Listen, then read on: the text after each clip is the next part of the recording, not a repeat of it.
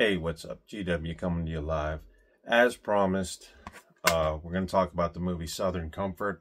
If you guys haven't seen this, guys, you're missing out on a pretty cool movie. Has an all-star cast. We'll get to that here in a minute. But it was directed by Walter Hill. And let me see if I can find the year here. 1981. So, anyway, this was a movie that you can compare to the movie Deliverance. Same sort of story elements, different directions, I guess you could say. Deliverance had, well, no, they are about the same. They are about the same.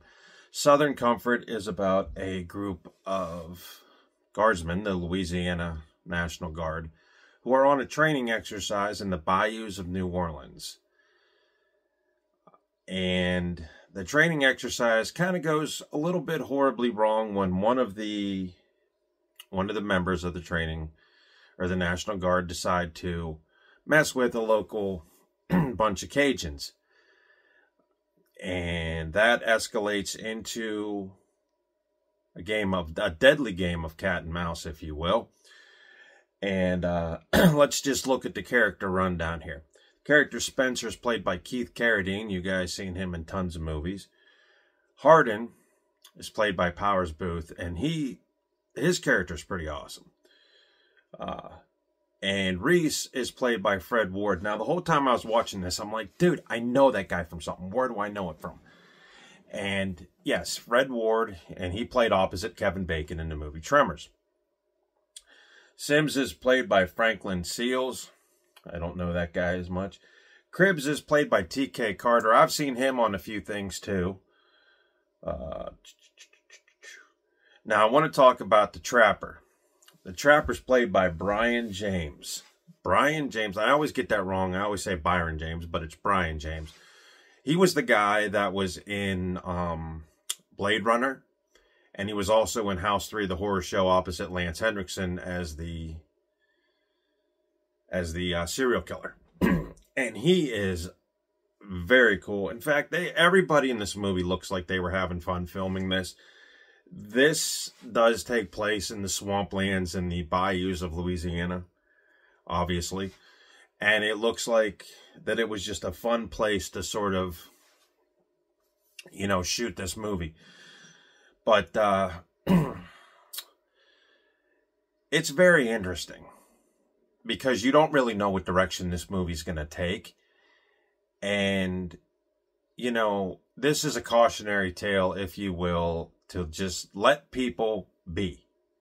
That's the key thing in this movie. If you ever take anything away, it's just that some things shouldn't be messed with because you're opening a rabbit hole, basically. As far as gore and things go, let me do the rundown. You have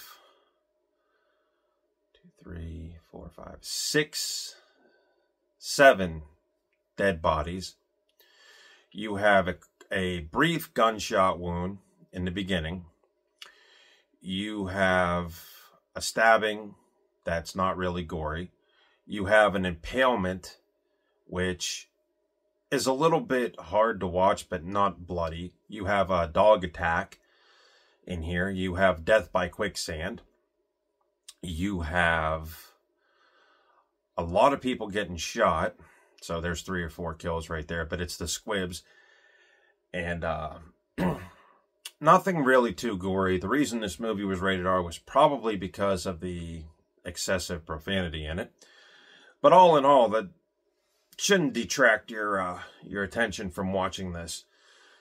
And basically, like I said, I laid out the story. A platoon, a National Guard, is doing a training exercise, New Orleans, and basically they mess with the locals. And it, like I said, the game of cat and mouse is pretty interesting to watch. You also see the dynamic of the National Guard. You think that these guys are a well-oiled machine, but they have inner turmoil going on. Basically, they argue with each other, argue with themselves. Couple of kills, though, do happen off screen,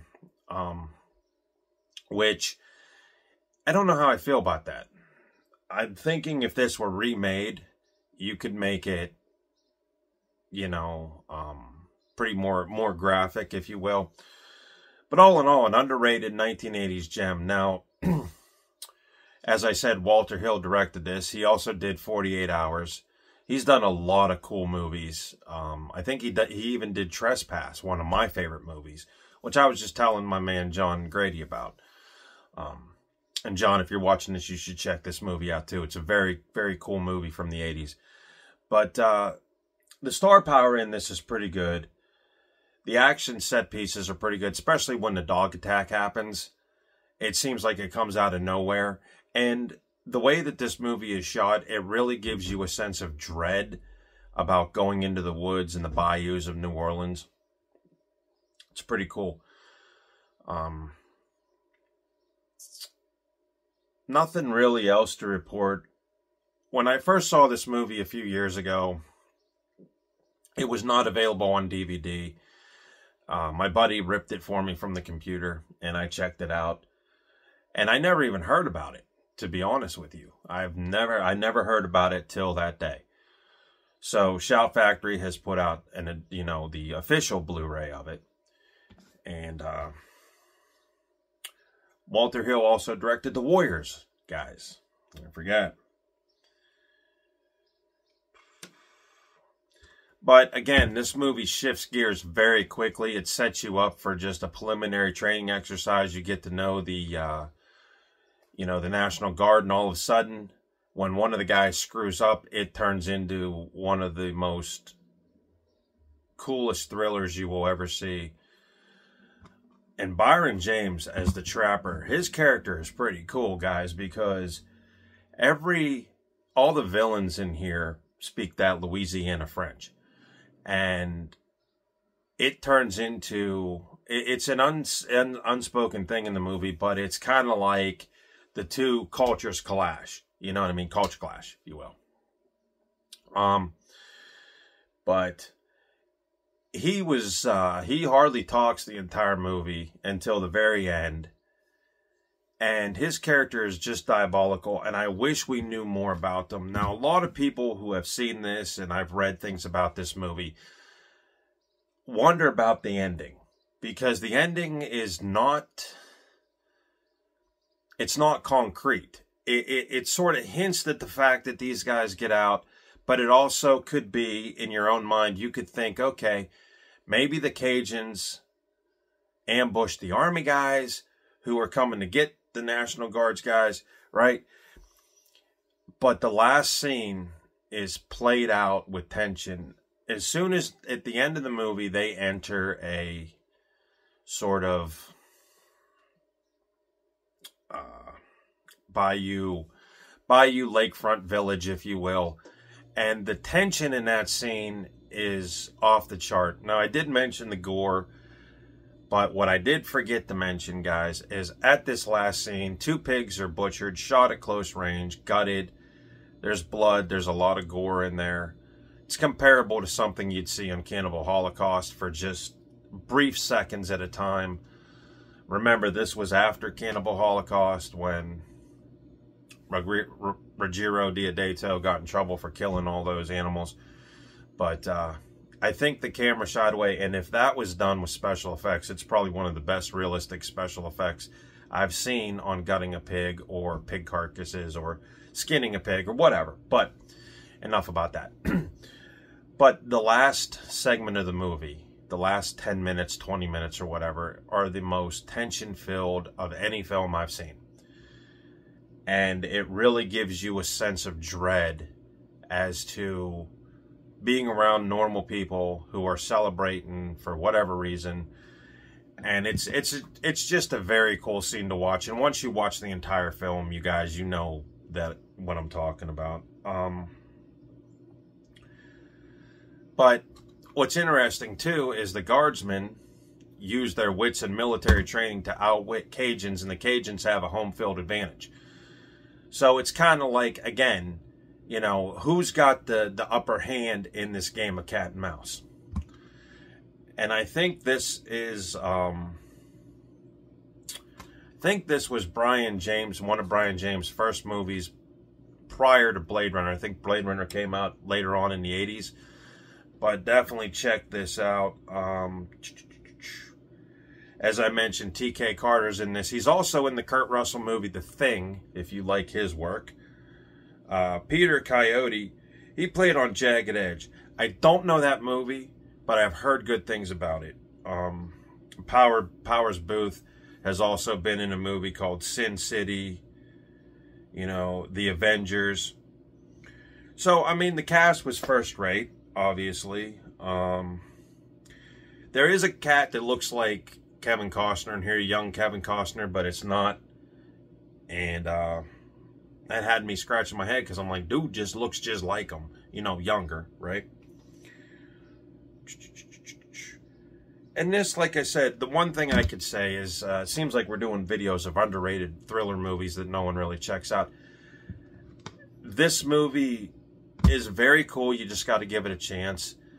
And again, I think when at the time it was released, I don't think it got a fair take at the box office. But like I said, we've already established the movie has star power. It's got a hell of a good director in Walter Hill. And anything Walter Hill does, guys, you know, is awesome. The Warriors, 48 Hours, Trespass. You know, all gritty, sort of, you know, push you to the back wall. Let's see how much you can take. Great action set pieces. And some of these set pieces in here, like I just mentioned, the dog attack. You know from the very jump after they mess with these Cajuns that bad things are going to happen. But what you don't know until you've seen the movie is how. I mean, these Cajuns are smart. They use territory. They put out bear traps. They have, you know, these flintlock musket guns, rifles that are pretty cool. They have the ability to make trees fall down, and they also make traps. You know, like I said, this one guy got impaled. T.K. Carter, as a matter of fact, got impaled on, or his character Cribbs gets impaled on a makeshift, you know, trap in the swamp. And these guys are pretty clever. And it's well worth the hour and 45 minutes that it run times. Now, if you buy the Blu-ray, you will get a retrospective documentary with interviews with Keith Carradine, Powers Booth, Walter Hill, and more.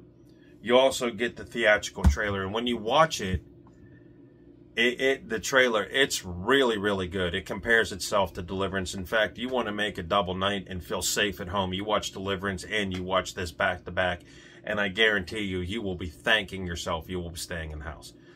So if you haven't checked out Southern Comfort, I suggest check it out, because it's a very fun movie to watch. It's also a throwback, and you can see, too, there's elements in this movie that I think, you know, like squibs.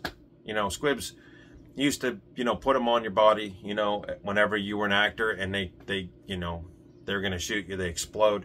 I think that way is going to the dogs, because I think everything now is CGI. So it's nice to see a movie, you know, work without CGI. And I'm not saying CGI is bad by any means. I'm just saying that it's nice to see a retro type movie. And it's pretty cool. It's pretty cool.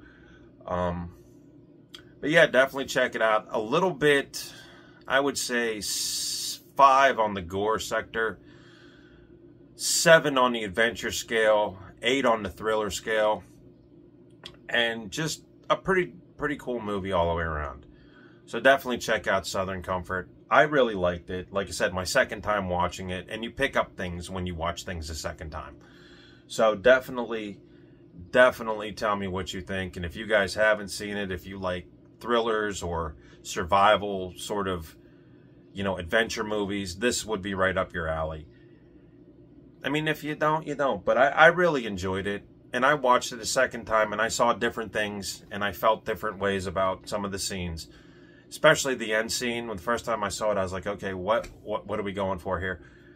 The first time, or the second time I saw it, you know, I was just like, okay, they're ratcheting up the tension. Cool. But the first time, you don't notice that. You know what I'm saying? So, anyway, that's my pick.